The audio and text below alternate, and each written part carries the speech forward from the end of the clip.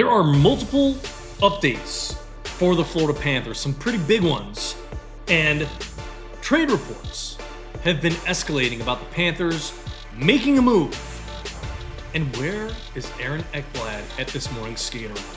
Guys, thank you so much for joining me on this episode of Panthers Digest. I'm your host, Greg Andrews. Don't forget to hit that subscribe button right down below. You guys need to stay up to date with anything and everything that has to do with your back-to-back Stanley Cup champion, Florida Panthers. So, before we get into everything, the trade escalation that has been happening, reports, I've already said this in the last few weeks, reports for random things. We had the Sidney Crosby thing before the season really began. We had the Malkin stuff when that was going down at the beginning of the season as well. Now, David DeWark has come out and said, he's a reporter for the Florida Panthers, that there are rumors swirling that the Panthers are looking to add a blue line player so they have some more depth defensively. Aaron Ekblad was MIA at practice this morning, and Petrie has not really been playing that well. He is -5 on the season with his plus-minus. We'll get into all these numbers in just a moment. So that is really what has been happening right now, and obviously with the injuries piling up, and I've got some news on Brad Marchand as what has happened to him and why he is not at practice and why he was not at the game yesterday. Some good news on that front, but still not great news. So let's just jump right into this, guys. Here we go. First off, Brad Marchand. So what he has done, he's actually taken a little bit of a leave of absence from the team, and it's wonderful to see that the Florida Panthers have allowed him to do this. JP McCullum, a very good friend of Brad Marchand, his daughter passed away, and so he's the coach for the Nova Scotia under-18 Major League Hockey team, or Major Hockey League in Nova Scotia. And as you can probably see there, the name of the team actually has Brad Marchand's name in it.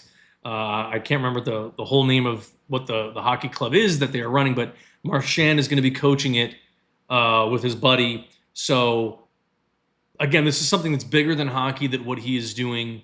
I think this is fantastic. I'm so glad the Florida Panthers are actually doing this, are allowing him to do this. Again, bigger than hockey. This is something that I think is about the community. It's about the loyalty. It's about the friendship. It is about being there for someone else when the time comes that it must happen. I mean, JP McCullum needs to be home with his family. They are grieving the loss of their daughter. So big ups for Brad Marchand. This is fantastic for the Florida Panthers club in terms of what they have done. So again, it's showing that there's something bigger going on here than hockey itself. So this is wonderful to see. Unfortunate for the Cats that he is not playing, but this is something that needs to be done. And I think the story should come out and be much bigger in the NHL of what Brad Marchand is doing right now and how the Florida Panthers are handling this situation, and not saying, no, you can't do anything. We need you on the ice here. We're paying you. They're not doing that. This is a wonderful move by the Cats. Great, great move by Brad Marchand. He's got to be there. He's got to be there. So anyways, guys, moving forward, let's get a little bit more of an up note, kind of not an up note. I mean, the Panthers did lose last night, unfortunately, but these were the lines at this morning's practice. Notice, where is Aaron Ekblad? He's not there. So Forsling was skating with Sebrango, Donovan Sebrango, the kid that we picked up on waivers from Ottawa on the 15th of October. Then it was Mikola Jones, the normal pairing there, and then Balinskis and Petrie on that last pairing. And then the numbers you see on the right are actually the game stats from last night's game against the Ducks. Not the greatest for the bottom two lines there. Obviously, the Gregor, Schwint, and Kunin, even though they were zeros across the board, same with Greer, Bennett, and Boquist. Bennett almost got on the board last night. He had a shot ring off the post, which I'll show you guys in the highlight video in just a moment, but not bad numbers. Obviously, the Lucian, Lundell, and Samoskevich line played great. 1 goal, 2 assists, +3 rating. And then the Verhaeghe, Rodriguez, Reinhart line, +2 rating, 1 goal and 1 assist. So those first two lines were doing what they were supposed to do, but those bottom two were not delivering. And going up against a very young Ducks team who have a lot of talent. I mean, they have so many guys drafted in the last couple of years, averaging between, I think they're averaging around 20 years old, maybe going almost into 21 years old. That team is going to be very good in the future. Cutter Gauthier was amazing. I think I'm pronouncing his name correctly. I hope. I think it's Gauthier. Gauthier was amazing last night, and you could see the potential there for this young Ducks team. They did pull out the victory in the shootout. At least the Cats got the point, and that Atlantic Division is really stacked up from top to bottom. It's a close one, but we're early. 11 games into the season, so let's keep rolling forward, guys. So Ducks edge Panthers 3-2 in the shootout as Quenneville returns to South Florida. Yeah, he got the better of us. We are super injured all over the place, missing guys left and right. Our leader for now, Brad Marchand, wasn't there. I feel like if he was there, this wouldn't have been close. I think the Panthers would have blown him out. Once again, we're shooting at the goaltender. We're not putting it in the open spaces behind him and in the corners. We're shooting the puck right at him. And there were several instances last night, big time opportunities for the Cats. Shot it right at the goaltender, right at the crest. So let's keep going. Domination last night, yes. Unfortunately, the scoreboard didn't show that. Like I said, we keep shooting the puck at the goaltender. We're not aiming for the open spaces that will hit the back of the twine. 33 shots to 17 for the Panthers. 30 hits to 19 in favor of the Panthers. 28 faceoffs won, 18 for the Anaheim Ducks. And almost 61% faceoff win percentage. I'm going to show you some of the great numbers on paper, but again, not putting points up where we need them to be. Power play, we went another one slipped by last night. No good chances we had a bunch of good chances to score in our power play, but unfortunately could not put in the back of the net. I don't know what is happening, why these guys just can't find the back of the net, find those openings. I keep saying this, I've said 100 times already in this video.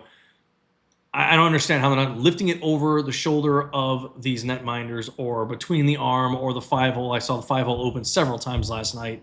Just shooting it right at a pad, right at the crest, not giving themselves a chance to score. And then block shots, we had a bunch last night, 22. It was a great showing by the team. They actually did play pretty well. But how do you give up a shorthanded goal? Horrible defensively there. I'll show you what happened on that play. And then, once again, out of position when we're on our penalty kill, which led to the Ducks scoring. So here we go. Let's keep moving here. We're going to get into, right now, I'm going to show you guys this video of the highlights. Here we go. So some good mixed in with the bad. Let's get into it. So here we go. This is Bennett's first shot. Well, not first shot. His best shot, I should say. Ring off the post. Bop, right there. Unfortunate for him, but we had opportunities. Again, we have so many opportunities. 42-19 on scoring chances. I think we had something, I can't remember what the number was for our high danger shots. Too many. That's all I got to say. We had too many that we were not able to put away and put a goal on the board. So here we go. Great pass. Shooting right at the goaltender. So here we go again. This is one of the odd man rushes. This is where we have a breakdown. Look where all of our players are. We got a guy all the way in the back near the referee. We have two guys along the boards. We've got two Ducks making their way to the blue line right now. We got one Panthers player, that's Jones, making his way back to the blue line, and we are caught off guard. And yes, there's one guy back already, but watch this. Oh, sorry, that's Reinhart at number 13 right there. And plenty of space for the Ducks. Thank goodness they missed there, but too many good scoring chances for them because of just skittish plays on defense. Just not able to find the right positioning. Not good. Here is a great setup for Carter Verhaeghe. What are you shooting at, guy? Watch right here. Look at all of that open ice. Look at all of the different angles he could take in terms of the corners, the 5-hole. But where does he shoot? Right at the glove. Right in the glove. This goaltender's not the greatest goaltender in the world. They should be able to stick these by him, but they did not. So right in the glove. And here, I don't understand what we're doing defensively. Short-handed. The Ducks. Look at the position we're in. What happens here? The switch should have happened, and it did not for the Panthers. That is why, across the ice right there, look at the two Panthers players going right at the Ducks. And then two guys behind the play. Wide open. wide open. And this is the second goal right here that was on the power play for the Ducks. I mean, look at the passing lane that was there. I'll show you guys again in a moment. Wide open passing lane, of course, wide open. Perfect. Too easy, right between the glove and the pad. Just not great. But here's one of the goals for the Panthers. Good positioning by Rhino, really getting in front of the goaltender and trying to make sure to disturb him a little bit, block him out, gets a stick on it. His goal deflected in. Awesome job by him. And down low, and then Lundell, but great move by Lundy. Baby Barkov for sure. I mean, what a move. But again, right at the goaltender. So we've had our opportunities. We should have won that game. I feel like we should have won probably 5-2 or maybe even 6-2. The shorthanded goal by the Ducks, out of position defensively. I don't even know what to say there. I'm like, they were even calling it on the broadcast. Goldie was even saying something, and they was like, I don't understand what they're looking at here. Both guys went right towards the puck. You've got one guy behind you, another guy in front of you. One has the puck. You've got to make sure you got a guy and a guy. You got body on a body, so that way you're getting in that passing lane. You're going to try to deflect that puck, but there's no chance of that if you're both going to go towards the same player, which is at the puck, and leave the back door wide open for the other player. And obviously you're going to have a wide open net. And that's exactly what happened, guys, unfortunately. All right, so let's get back to this. The numbers. Good hits from Jesper Boquist, AJ Greer, and Luke Kunin. They were laying out the body all night long. Awesome for them. Bennett had a great night in the circle, 61.5%. Anton Lundell was Luke Kunin was pretty good. 4 faceoff wins, 1 loss at 80%. And then Lundell, 10 faceoff wins, 7 losses, almost 60% win percentage. Great. And you can see the numbers there. Lundy and Rhino both had goals and a couple assists on the board for Lucian and Samoskevich. Again, that line with Lucian and Lundell and whoever's there usually does very well. That chemistry is there between Lucian and Lundell. Samoskevich seems to fit in nicely too. So I really like what they're doing there. And then defensively, we're doing all right, but Jeff Petry's just really not doing much. He's not. I'm starting to see, like, he's made some good plays at times, but he's also had some horrible passes. He lays out the body a lot. I mean, he can check some guys. He's not afraid to do that. And Daniil Tarasov can't do any more than he's already done. He's in the back of the net. He's trying to stop these shots. He's not getting a lot of help from his defense at times. I mean, that shorthanded rush, that was just, I don't know what happened to our defense.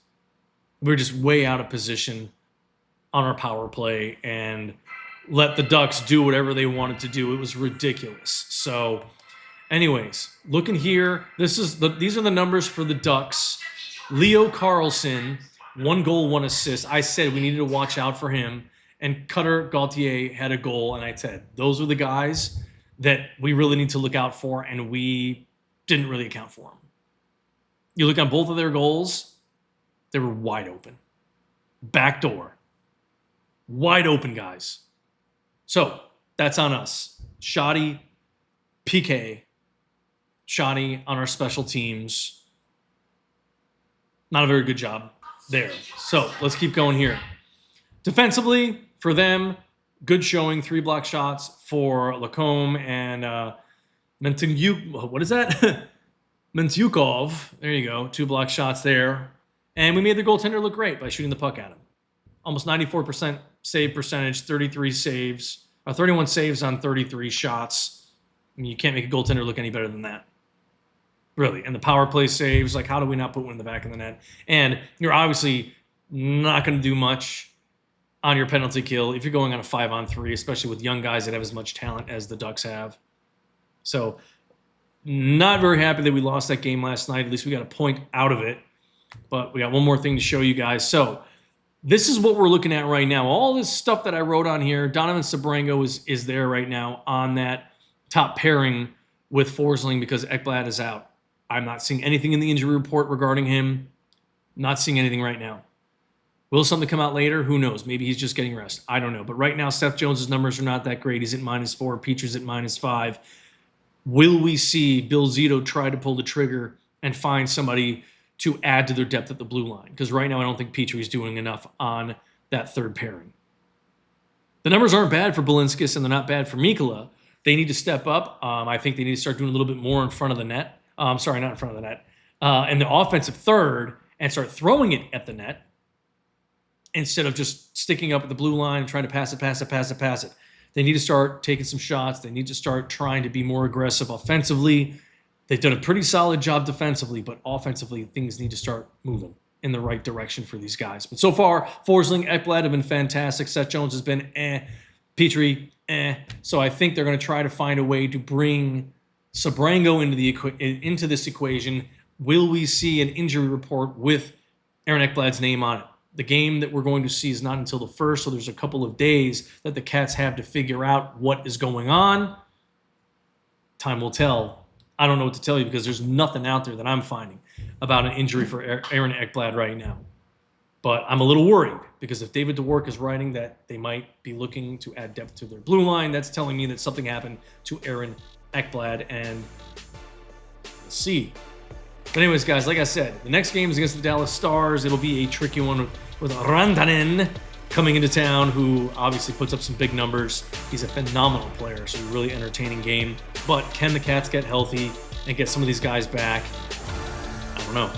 Will Marchand be back? I don't know. Will Gadjovich be back? I don't know.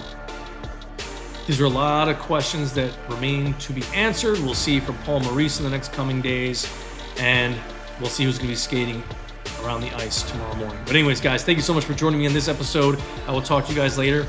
Rest up. Okay.